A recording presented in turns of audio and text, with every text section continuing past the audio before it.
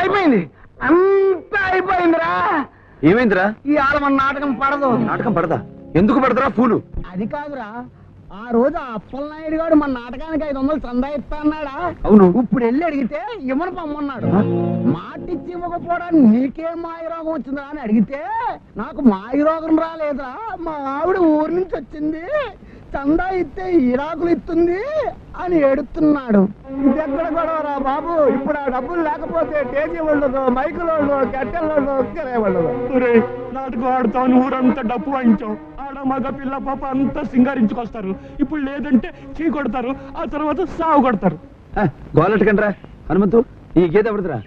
ఇంకెవరిది? ఆ అప్పలనాయుడు గారిదే. సంద ఆడివ్వకపోతే ఆడు గీతెత్తాది. మన నాటకం ఆడి తీరుతాం. వాడు ఎవడో పొరుగురు వాడిలా ఉన్నాడు, వాడిని పిలవంటరా, చిన్న మస్కా కొడదాం. ఏంటి బాబు, ఏంటి కథ? రండి రండి. ఏంటి తమరి పేరు ఏంటి? ఈ గేదెల గవర్రాజు పేరు తెలీదా? ఏ సంతలో ఏ గేదైనా ఈ గవర్రాజును చూస్తే సరదాగా తలాడిస్తుంది. అందుకేనేమో మా గేదె మిమ్మల్ని చూడగానే తల తొక్కడు ఊపుతుంది. ఇంతకీ మా గేదె ఎంత ఖరీచేస్తుందంటారు? దీని కళ్ళు పళ్ళు ఒళ్ళు చూస్తా ఉంటే గౌడు గేదెల వంశానికి చెందిన దానిలాగా ఉంది. 1200 పలకొచ్చు. 1200 పలుకుతుందన్నారు కదా, నేను 600కే పలికిస్తాను. పట్టుకుపోండి. అదేంట్రా మరేంత తక్కువకిస్తావు? నోరు మీరా, నాకైతే నా ఇష్టం. 600 కాదు, తిక్కరేగిందంటే ₹1/2 అమ్ముకుంటాను. అది గౌరాజ్ గారు, మరి 600 క్యాష్ డౌన్. ఇతరానండి బాబు. ఇదిగో డబ్బు, దిగండి ముందుకు. ఏదనే టేకు రన్ను.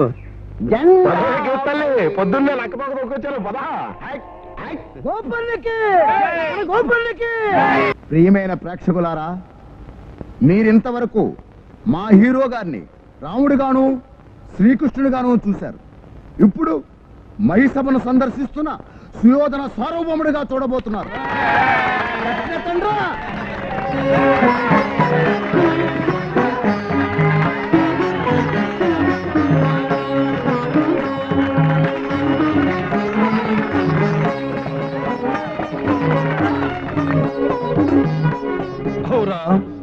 ఈ రచనా చమత్కృతి ఏమియో గాని ప్రకృతి సౌందర్యమును ధిక్కరించుచు మా మానసము సహితము ఆకర్షించుచున్నదే. సవర్ణ మణిమంజుల ముక్త నియుక్తములకు జయ స్తంభముల ఓలె కనపట్టు ఈ సభా మండపం ఎంత రమణీయముగానున్నది. ఆ స్తంభముల మధ్య అట్లొంటిగా నిలిచి ఉండిన ఆ ద్వితీయ సౌందర్య రాశి ఎవరు? ఓ యవ్వన తన్మయ వయో విలాసిని, ఏను సుయోధన సార్వభౌముండా, నీ పాలిటి రసికుండా, నీ ఆహ్వానమునకెంతయో కృతజ్ఞుండా. సాలబంచికయ మాయురే, సజీవ మనుషాకృతి వలె భ్రమింపచేసినదే.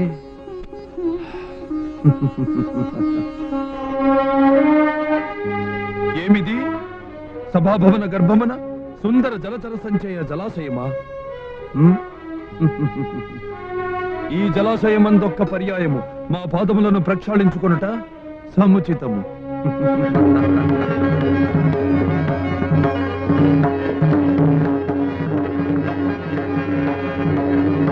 అయ్యారే, ఇందు జలమే లేదా? మయ బ్రహ్మ, నీ అపూర్వ సృష్టికి ఈ అభిమానధనుని అభినందనలు. మరి ఒక సుందర జలాశయమా? ఈ పరి మేము మయూని మాయలకు లోనుగాము, నిరాలోచనముగా నడిచిపోదుము.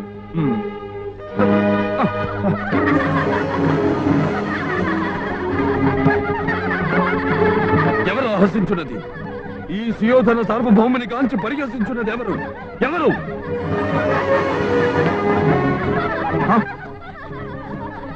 పాంచాలి పంచభర్తృక. ఏమేమే నీ ఉన్మత్త వికటాట్టహాసము?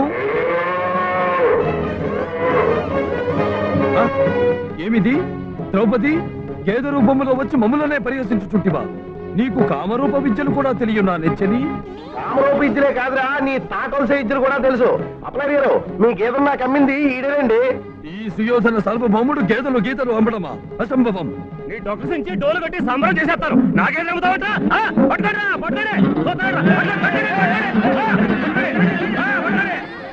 ఏమిటయ్యా అప్పల్లాయ్ నువ్వు చెప్పేది? ఒంటి మీద స్పృహుండే మాట్లాడుతున్నావా? కామధేనువు లాంటి నీ గౌడు గేదె నా మనవడు ఈ గవర్రాజుకి అమ్మేశాడా?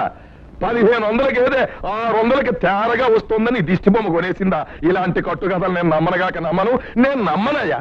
ఏమిటి నమ్మరండి? మీ మనవడు గేదెని అమ్మడం నమ్మరా, నేను కొంటున్నామరా? అది ఇది రెండు నమ్మను. నా మనవడు అలాంటి పని చేశాడంటే నమ్మనగాక నమ్మనయ్యా. మా మాట మీద నమ్మకం లేకపోతే మీ వాడినే పిలిచాడు కానీ.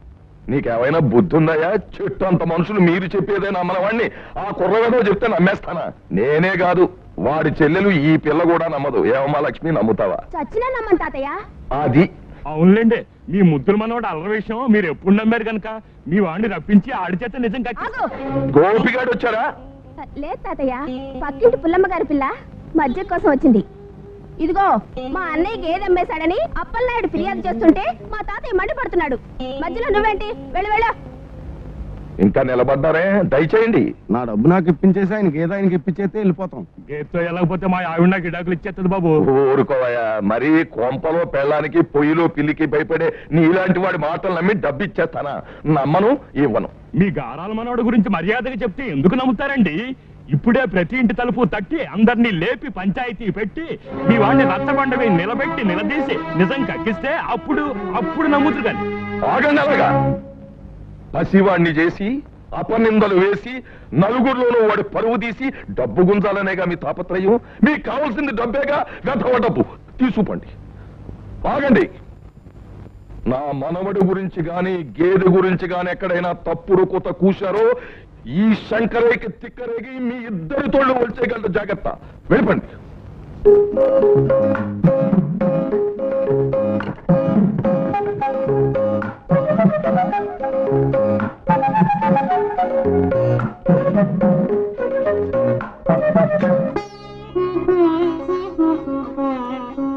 ఏమిటన్నయ్య నువ్వు చేసిన పని? చేసిన పని మాటలా ఉంచమ్మా. వేసిన నాటకం ఉంది చూడు, బ్రహ్మాండం అనుకో. మా నాటకం చూసి జనం ఈలలు చప్పట్లు అబ్బబ్బబ్బా మోత మోగిపోయింది అనుకో. మోగిపోతుందిరా, మోగిపోతుంది. తాతయ్య, ఇదిగో భోజనం చేసేటప్పుడు లేవకూడదని నీకు 1,00,000 సార్లు చెప్పాను. కూర్చో. అమ్మా లక్ష్మి, వాడికి గుత్తొంకాయ కూర చేసావుగా, వెయ్యి. కాస్త నేర్చుకు కూడా తగిలించు. ఎరా, నాటకాలు వేయడానికి గేదెల్ని మేకల్ని అమ్మేస్తున్నావటగా? నాటకానికి చందా ఇస్తానని మాటించి ఆఖరి క్షణంలో మోసం చేస్తే మరేం చేస్తారేంటి? అందుకని వాడి గేదెని అమ్మేస్తావా? ఫలానా శంకరం గారు మనవడు నాటకాలు ఆడడానికి ఊళ్ళో వాళ్ళ గేదెల్ని ఆవుల్ని అమ్మేస్తున్నాడని జనం చెప్పుకుంటే అది మనకి ఎంత ప్రతిష్టరా, ఎంత అవమానం. ఆలోచించు. తింటూ కూడా వినొచ్చు. తాతయ్య కూర్చో.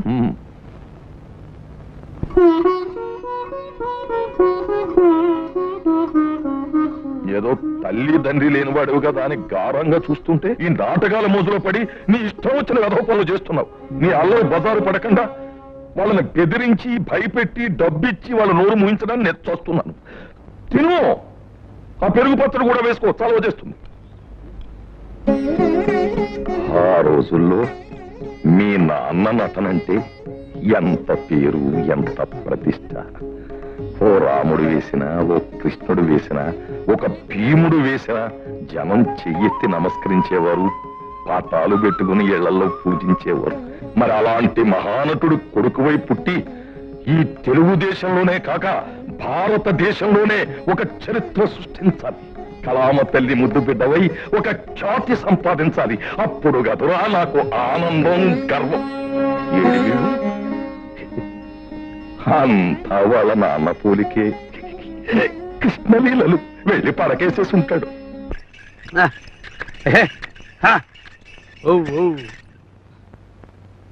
హనుమంతు, హనుమంతు, ఏమిట్రా, ఏమైంది అమ్మకి?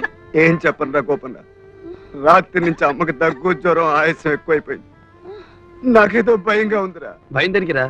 వెళ్ళి ఆ డాక్టర్ శేషావతారాన్ని తీసుకొచ్చి చూపిద్దాం. వాడు రాడు నాయన. నాకొచ్చిన మాయదారి రోగానికి వాడు చేసిన వైద్యానికి మేమే బాకీ ఉన్నాం నాయన. మళ్ళీ పిలిస్తే రాడు బాబు. అది కాక ఆడ అసలే డబ్బు మనిషిరా. అవునయ్యా, నేను డబ్బు మనిషినే. ఏం కొడతావా? మిమ్మల్ని డబ్బుతోనే కొట్టాలి. ఇదిగోండి 50 రూపాయలు. ఏడాదిన్నరగా హనుమంతుగాడు తల్లికి నేను చేసిన వైద్యానికి 300 రూపాయలు అయింది. మిగతా 250 రూపాయలు తీసుకొచ్చి ఇస్తే ఆ జబ్బు సంగతి చూస్తా. డాక్టరు ఇది అన్యాయం. నీకు డబ్బు ముఖ్యమా, మనిషి ప్రాణం ముఖ్యమా? మనిషికి ప్రాణం మీదకి వచ్చినప్పుడే డబ్బు గుంజాలి, లేకపోతే బాకీ తీరవు. ఏ అంటావా? ఎందుకు తంతానండి? మరి వెళ్ళు. నెక్స్ట్ నెక్స్ట్ నెక్స్ట్ పేషెంట్ డబ్బుతో రావాలి.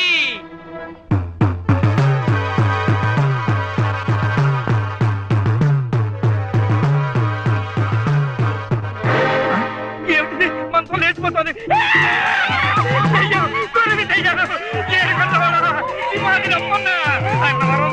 స్వామి రచించండి దేవుడు, నీ కొండ కొంత గుండు చేయించుకుంటా, డబ్బుల మీద సంపాదించిన డబ్బులన్నీ మీ హుండీలో వేస్తా.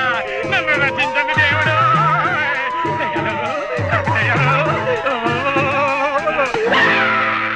ఇదిగో డాక్టరు.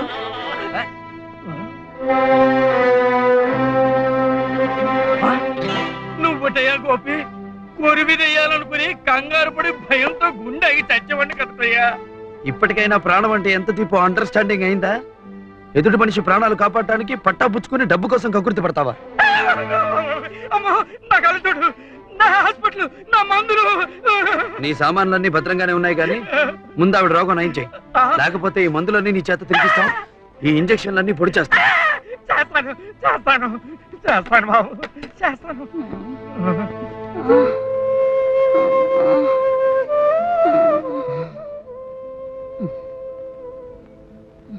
అమ్మా, ప్రాణ భయం లేదు. గోపన్న, నువ్వు చేసిన మేలుకి దాంతే ఉందిరా. చూడు డాక్టర్, రోజు వచ్చి నయమయ్యే వరకు ఆవిడకి మందులు ఇస్తూ ఉండాలి. రోజున నీకు కావాల్సింది డబ్బే కదా. రేపు రాత్రి పక్క విలేజ్ లో భక్త ప్రహ్లాద నాటకం ఎత్తనాను. కాంట్రాక్టర్ డబ్బు నా చేతిలో పెట్టిన మరుక్షణం నీ ఫేస్ మీద తెచ్చి కొడతాను.